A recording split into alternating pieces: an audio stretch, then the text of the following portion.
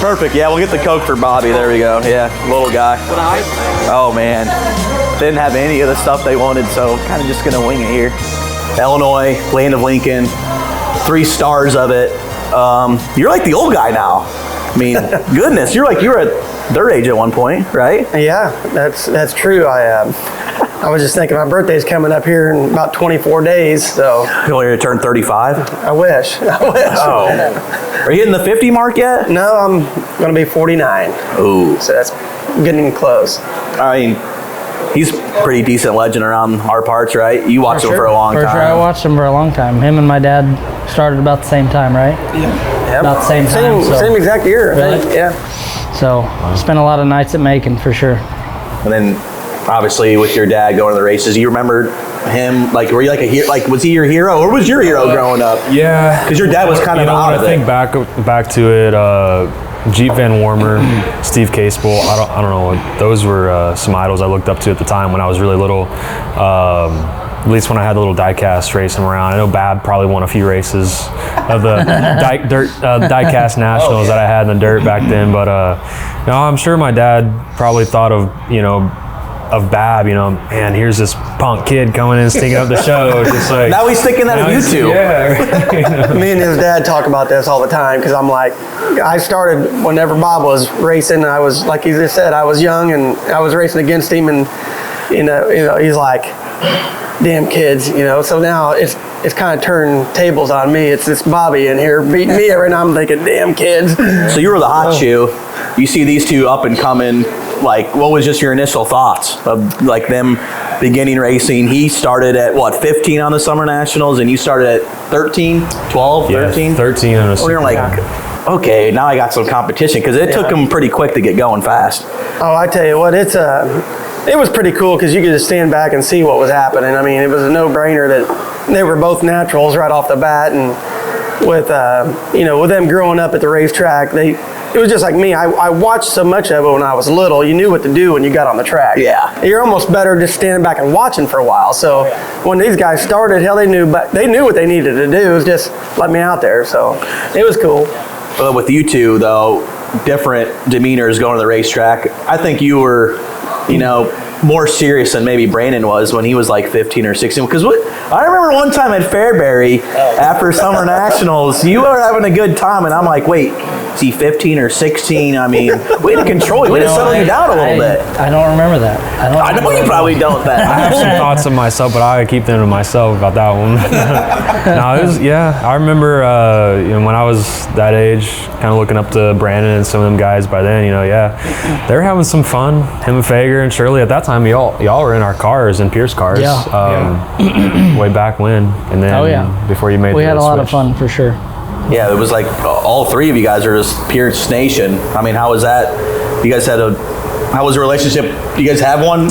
Yeah. Back in the day? I'm pretty sure I washed Bobby's quarter midget tires one time. Right there. Right. Yeah, no, we were, I feel like we were all pretty close that time, especially, with Fager and Shirley and me and Bobby. We all kind of rolled around together, and then you had a Pierce just a bunch of Illinois for a dudes. short period of time, I had one at the end of 07, and it was really cool. I believe I would have kept going that direction, and that fall's when I went to drive for Clint Boyer, so everything changed. Yeah, exactly. You did drive my dad's car one time, right? Yeah. I run it for about, I probably ran it 6 nights, but Maybe became a big wig and left. I won a race down there at Green Florence City. or something. You did race at Florence? Yeah. Did my dad race at Florence too? Yeah, I thought he was racing someone else's car during that season. He was there racing, but he was helping me too. I think what's crazy with you two, you guys are close to the same age. You guys really haven't butted heads or raced against each other so much. Really, I mean, you have, but he got a little mad at me a couple months ago. Where?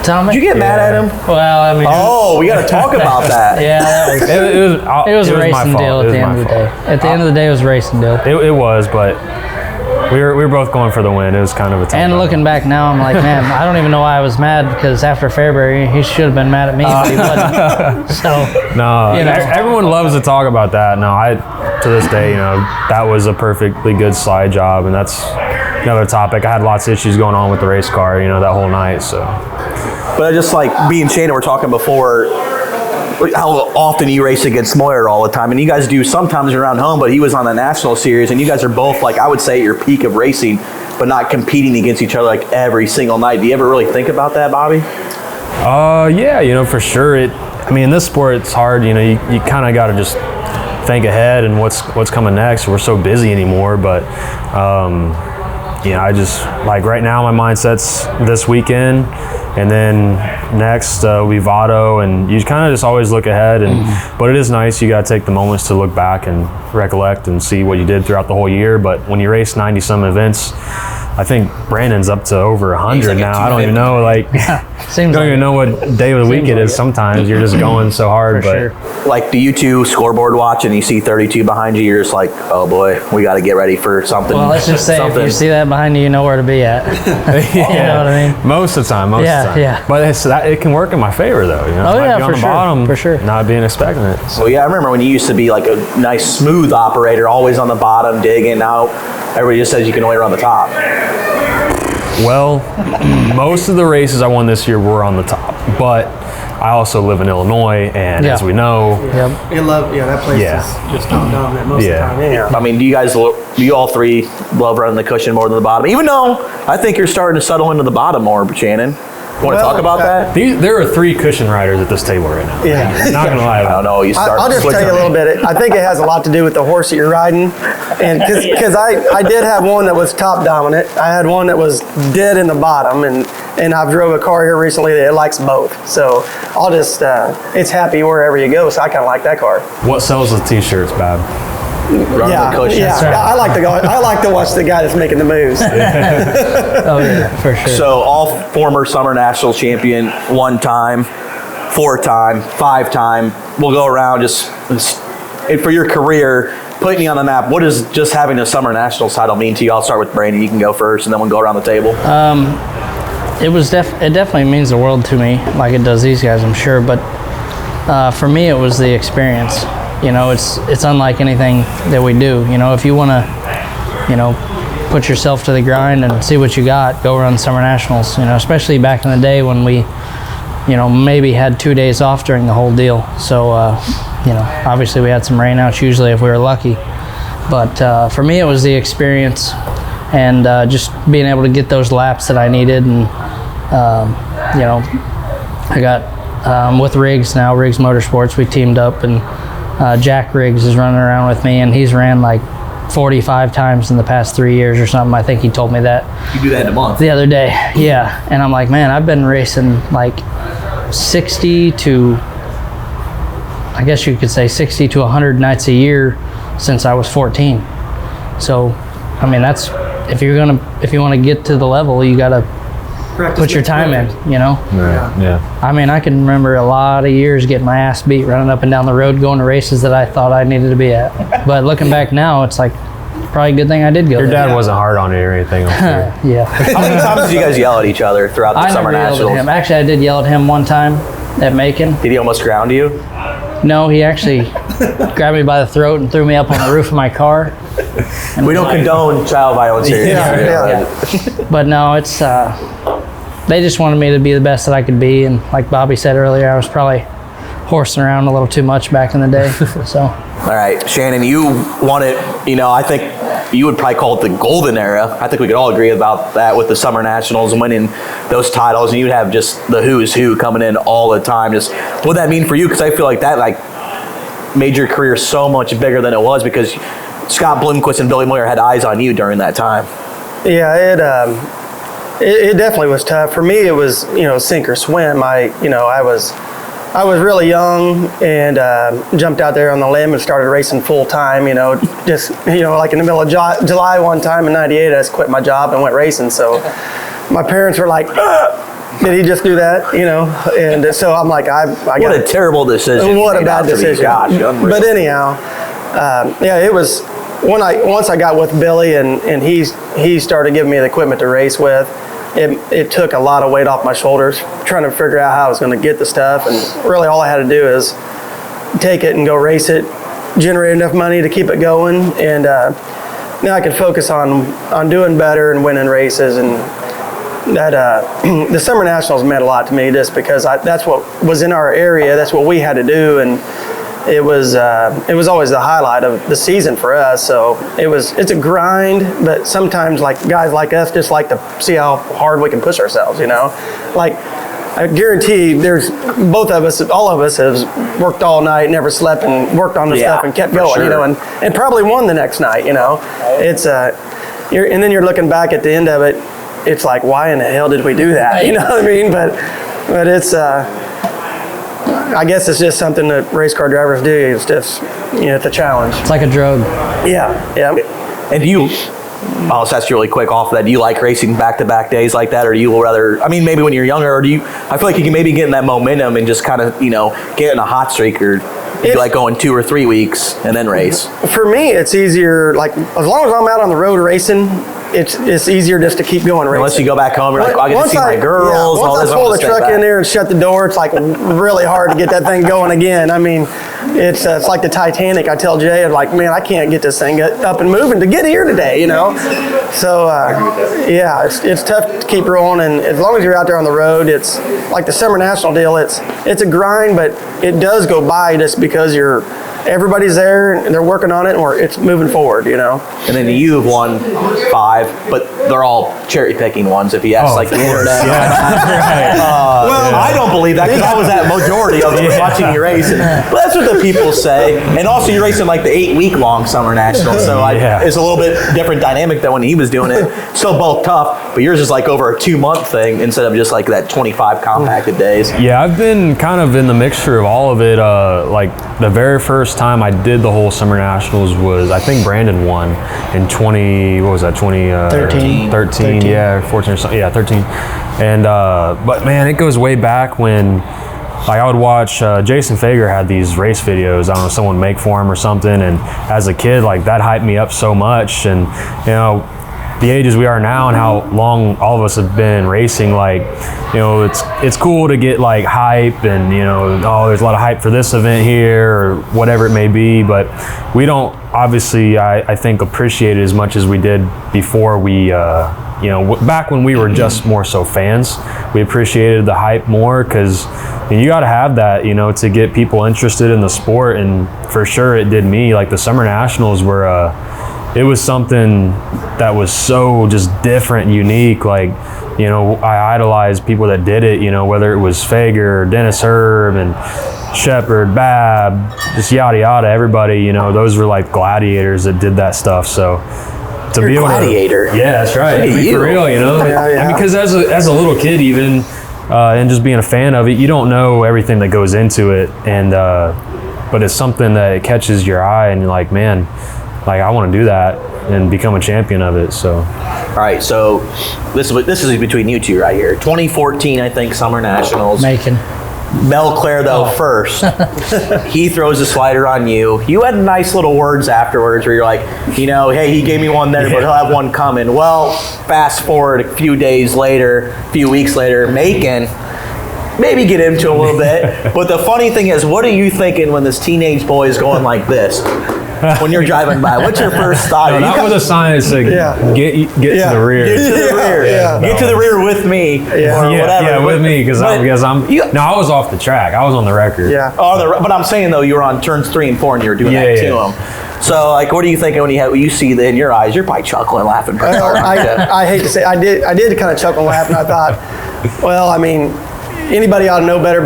Try to pass me between me and the wall. He was obviously faster than me, but he went between me and the wall, and there was no room there. But I did get ticked before when he passed me at Belleville. But looking back, I mean, he was obviously faster, and he drove by me. And I was struggling. He was just back there waiting for the right move. And well, what 2 tracks are we talking of? Exactly. Yeah. So more than anything, it kind of just stems back to where you got this kid that's coming up. He's faster than hell, and he's challenging you all the time. So it just it ain't nothing personal, but now you got you got competition now. So competition makes sparks, you know. So that's what we had. He had to teach me some ways. As a young kid. Now you don't do that anymore. You like to do the slider and go underneath them now because you're like, oh, Shannon told me back in Macon, back in 14, big no. He learned one thing: don't go between me and the wall. You know. Yeah, right. You probably, Especially there. I definitely probably had to chip on your shoulder after that night. You're like, Yeah, no, I don't think I ever told Shannon this, but I actually, actually at the time, Ryan Unzicker, actually another one we haven't talked about, he was in a Pierce car, and he was competing with Babb for the championship, I think. I think that's when probably you got his concussion. Is that the year? Or is that a couple years later? But I had told Ryan, like, while I was all mad, you know, it was right after that incident that night in Macon. I was like, don't worry about it. Like, 18 is not going to finish another race. Like, count on it. But no, after, I think the next day it was already blown over. Forget about it, move on. But exactly. Most of that stuff really is. Like I said, it's competition usually makes some sparks, but by the next day, and you know, the sun comes up and the lights turn on, everybody looks around, hell, they're all buddies anyhow. So, I mean, I don't know. I think Super Shep's still mad at Dennis. Or well, that's what I was going to bring up. Your dad probably is still mad at that. I mean, that's arguably one of the most famous Summer Nationals moments I hope in our Herb has lifetime. that hood somewhere. he should. Just He could sell what that for a what were good you amount. thinking during that? What was I thinking? That's I how was old were actually, you in 2009 when that happened?